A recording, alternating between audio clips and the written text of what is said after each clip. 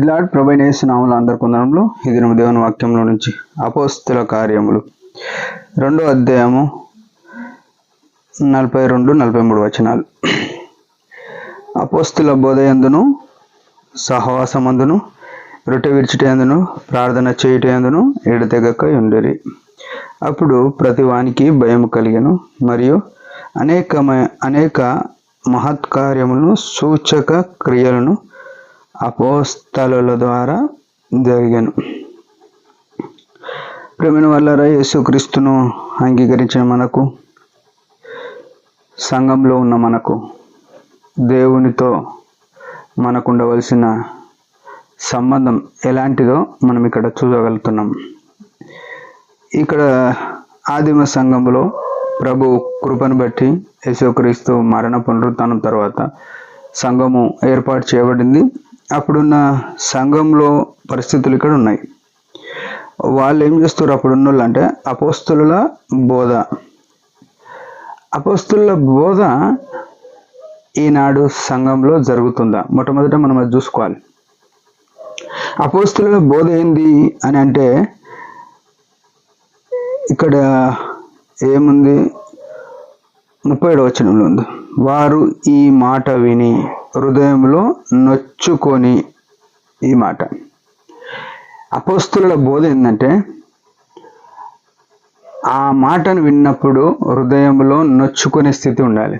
అంటే మన యొక్క ప్రవర్తన, మన యొక్క నడవడిక దేవునికి ఇంపైందిగా లేనప్పుడు ఇట్లా పొడవబడతాం. కొందరు పొడవబడి కూడా అట్నే మందులుగా ఉంటే దానికి దేవుడే నాడు పరిష్కారం చేస్తాడు. రెండో విషయం ఏంది?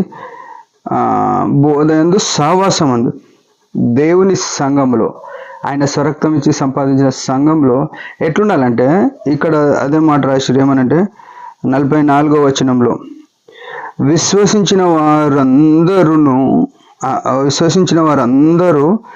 ఏకముగా కూడి.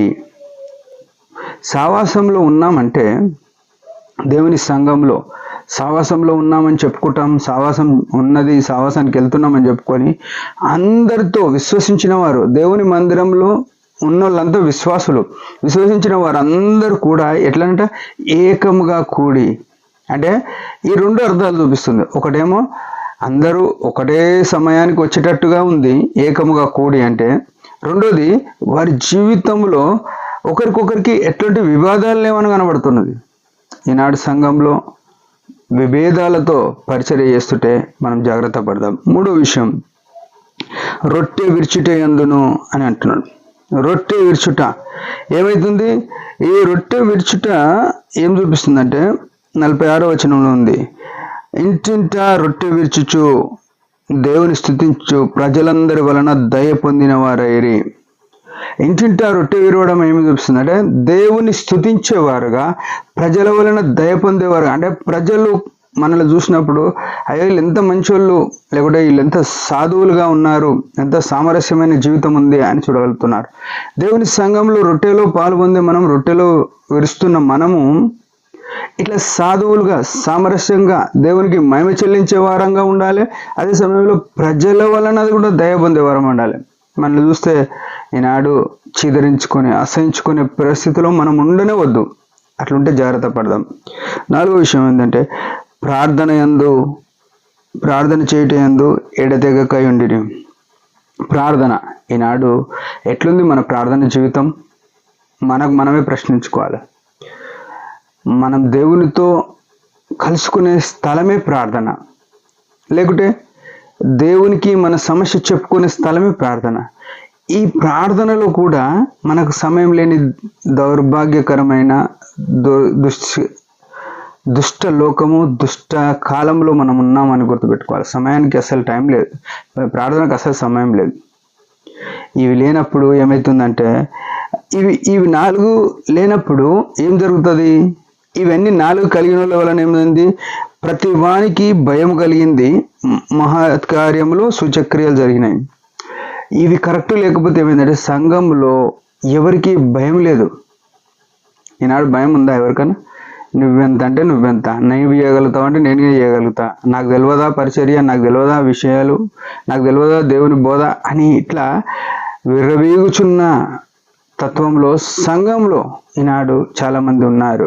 ప్రేమైన వాళ్ళారా, యేసు ప్రభు దీనులను చూస్తున్నాడు, దీనత్వమును చూస్తున్నాడు, మృదత్వాన్ని చూస్తున్నాడు. ఎవరైతే నలిగిన వారు ఉంటారో వారిని చూస్తున్నాడు. ఎవడైతే దీనుడుగా ఉంటాడో, ఎవడైతే తగ్గించుకుని ఉంటాడో, అన్ని విషయాల్లో తగ్గింపు ఉండాలని కోరుకుంటున్నాడు ప్రభు. అది లేనప్పుడు మహత్ కార్యాలు, సూచక్రియలు జరగవు. అపోస్తలుల జరిగినాయి కాబట్టి మనం జరగాలంటే సంఘంలో వీటిలో ఉన్నామా లేమా, లేకపోతే ఈ క్షణం సరి చేసుకొని వీటి ప్రకారం జీవిద్దాం. దేవుడి మాట దీవించినాక చిన్న ప్రార్థన. పరమ తండ్రి యేసు ప్రభు నామములో ఉన్న 4 ఉదయకాలం ఇచ్చిన ఆయుష్ని బట్టి స్తోత్రములు. అపోస్తలుల్లో ఎట్లాంటి కార్యాలు జరిగినాయో ఆదిమ సంఘంలో మా జీవితంలో కూడా అట్లుండగలుగుటకు నువ్వు ఇచ్చిన హెచ్చరికలను తీసుకొని సరి చేసుకొని కృపణీయమని నీ యందు ఆదరించబడటకు సహాయపడమని యేసు నామములో ప్రార్థిస్తున్నాం తండ్రి. ఆమేన్. మీరందరి పరిచయం గురించి భారంగా ప్రార్థన చేయండి. Praise the lord.